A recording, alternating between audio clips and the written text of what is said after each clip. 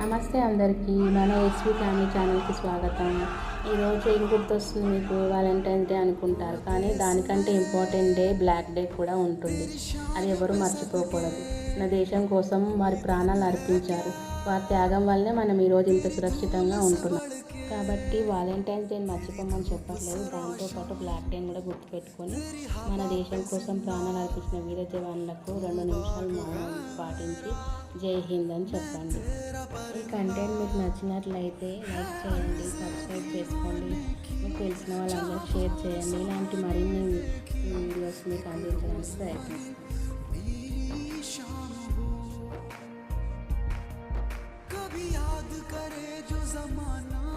माटी पर मर मिट जाना, जिक्र में शामिल